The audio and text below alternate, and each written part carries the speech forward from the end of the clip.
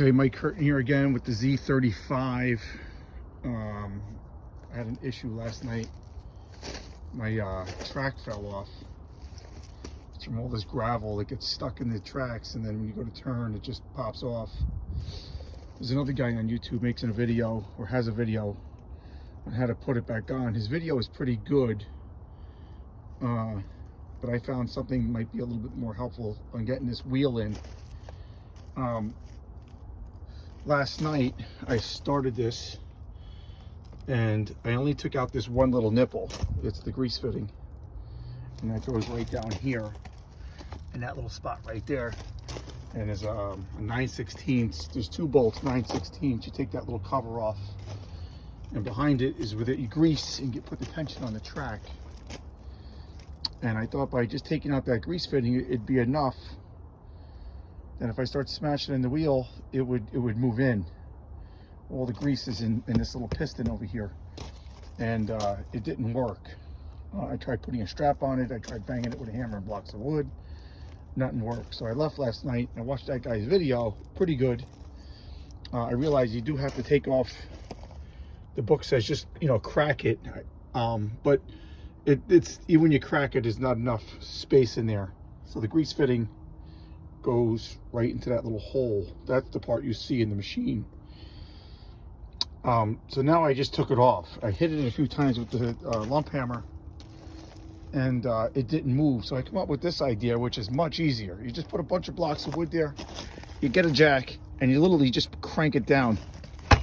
And you can do this by hand. Not using a screwdriver because it's getting snug, but you just take it and you crank it in. And as it's getting in, all the grease you can see on the bottom is just, well, you can't see in the hole, but it's spewing out. And now that that wheel is way in, he, in the other video, only goes in about, ½ inch to 3/4, which is good. But now I'm in like a whole 1.5 inches, man. I think he stops because he's banging it so hard. He probably just runs out of gas, and then it's so much pressure, it just stops moving. So now that I'm in, I'm going to go back to what the other guy was saying, and I'm going to pull the track completely off the machine now that I have some slack. And then I have another trick by putting some planks underneath the track, so when I go to slide it, I'm sliding it on gravel. I mean on some 2x10s and not the gravel. In the other video, the guy was he was sliding. He had to dig out. It could be a pain in the ass. I know sometimes you don't have that option and you got to dig out, but I'm doing a foundation here, and I have plenty of forms I can stick underneath the track. I'm only doing that so it'll slide a little easier. And then when I go to put it on, I'll put the sprocket on first, and I'll slide it from this side of the machine over the wheel. There's this thing here that if you slide it the other way, it won't go on. I'll show you what I'm doing in a few minutes. Okay, so back at it. That's what I meant with the track. I originally had the wheels much lower to this because, like the other guy says in the video, it gives you some slack. But by pushing this crank all the way in, it really allowed me to do what I had to do. Fairly easy as well. All right, so now the next thing is I'm going to put that grease fitting back in and pump it up. And then when I pump that, that's going to spread as I put grease in that little hole where the grease is coming out. It forces that wheel forward, and then that should be it. But I realized my track is probably on its way out. So, I mean, if I can just get this pile of gravel moved, which isn't a whole lot, I'll try to stay stationary. I'll order another track, and then I'll try to put it in a spot where it can home for a few days until I get a new track. But that's the end of that.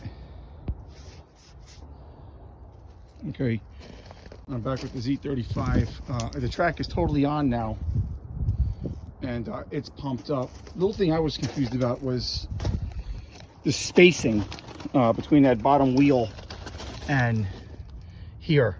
When you have slack here to here, is 0.3 to half inch, 0.5. I don't know points. I mean, I know them. I know 0.3 is like 0.25 is a quarter of an inch. So 0.3 is like 5/16 ish to half inch. That's about 5/16 here, and that's where it is. My track is shot. I lost too many of these spacer bars that go in. I found them in the grass, but I can't for the life of me get them back in there. I just think the track is shot, but at least I got this track on. I think if I baby the machine, try not to run over piles of gravel and try to smooth it out before I get there, I'll be all right. Hopefully at least by the end of the day. I'm gonna start calling some of the rental companies who do rent these. This is my own machine, and see if anyone's got a spare track. Obviously I like to buy a new one, but for the here and now, I would certainly buy a used one, regardless of condition, as long as all those metal spacer bars are in there, just so I have enough time to backfill some of these drains and gravel. And that's that. Again, this video is not the dog. The last guy who has that Z35, I think he did an excellent job. I wouldn't be here today without him. I don't know how to comment in his comment thing. I look for it. But hats off to you, buddy. I wouldn't be here without you. So thank you. And again, my page is all about learning. Everybody makes mistakes or is trying to figure shit out. I'm no different. So there you have it.